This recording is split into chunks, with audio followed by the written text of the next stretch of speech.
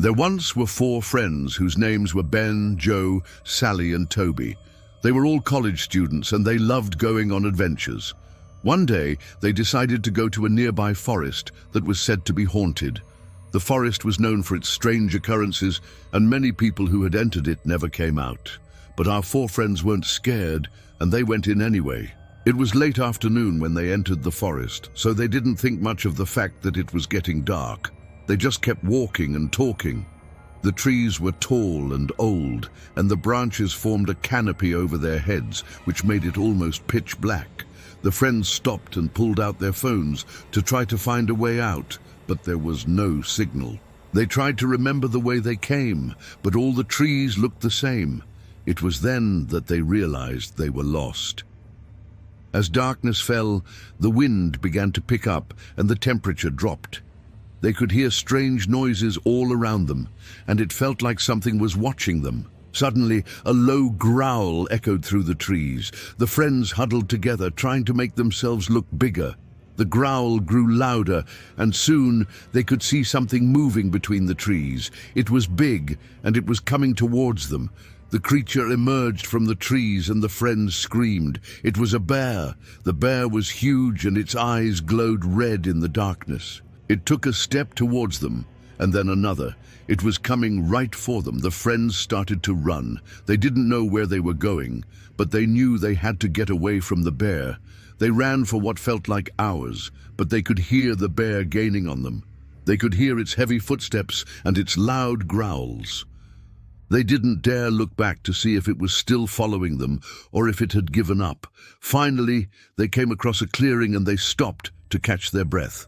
They were exhausted, and they were scared. Then they heard a voice. It was a deep, raspy voice that seemed to come from everywhere and nowhere.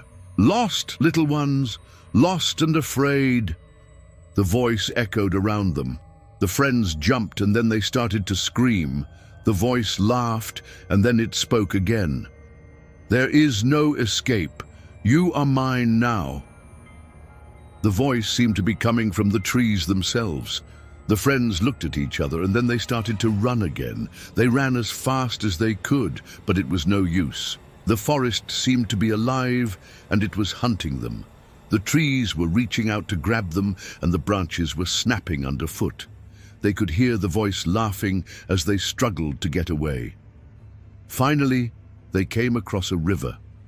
There was a small wooden bridge over it, and they didn't have any other choice but to cross. As they stepped onto the bridge, it collapsed. They fell into the water and they were separated. Ben found himself on the bank of the river, and he could see Sally struggling in the water.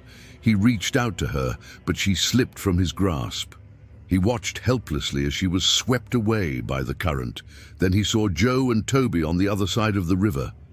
They were safe. But as the night wore on, the river rose, and the friends knew that if they didn't do something, they would be washed away.